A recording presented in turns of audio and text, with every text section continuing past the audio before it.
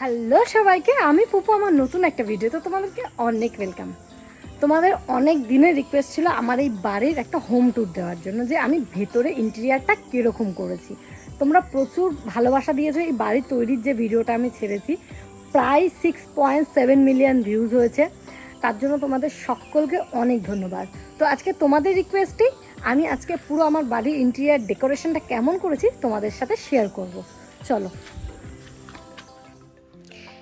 এটা হচ্ছে সামনের থেকে আমার বাড়ির পুরো ভিউ। আর দেখতেই পাচ্ছ বা সাইডে একদম গাছ লাগানোর মতন ছোট ছোট আমার জায়গা করা আছে, যেখানে আমি ছোট ছোট গাছ লাগাই। এই জায়গাটা যদিও পরে আমি ভেঙে পুরোটাই গাছ লাগানোর মতন মাটি করে দেবো। আর এই পাশটা দেখলে কল আছে, আর এটা হচ্ছে মেন গেট, একটা কলাপসেবল গেট আছে, তারপরে একটা সিপি সেগুনের দরজা। আর এটা দেখছো, এটা আমার ডাইনিং, ঢুকেই হচ্ছে রান্নাঘর। যে রান্নাঘরটাকে আমি কিছুটা মডিউলার করেছি, পুরোটা এখনও কাজ হয়নি মডিউলারের।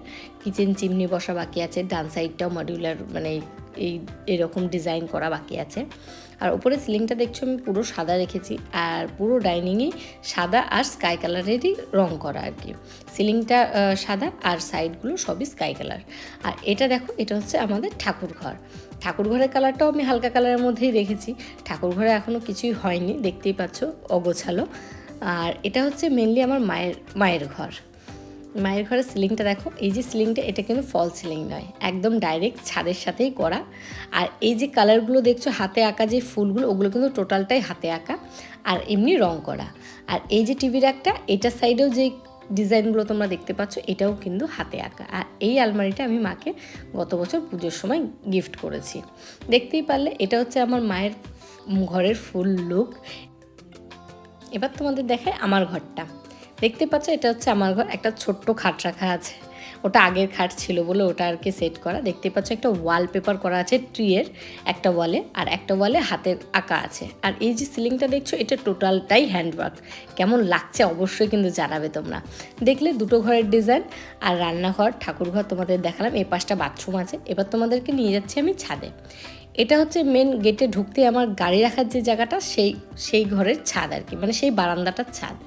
সামনে থেকে দেখতে ঠিক এরকম লাগে। গেট দুটোকে আমি নতুন কালার করেছি কিছুদিন আগে। এই যে জায়গাগুলো তোমরা দেখতে পাচ্ছ, এগুলো প্লট প্লট করে অলরেডি বিক্রি হয়ে গেছে। কিছু কিছু জনের ভিট পুজো হয়ে গেছে, তারা হয়তো খুব শিগগিরই বাড়িও করবে। আর সামনেটা দেখছো আমার এরকম রাস্তা আছে, এটা হচ্ছে আমার যে গাড়ি রাখার জায়গাটা, সেটার ছাদ। এবার তোমাদেরকে নিয়ে যাচ্ছি আমার মেইন ছাদে। এটা হচ্ছে মেনলি আমার ঘরের ছাদ।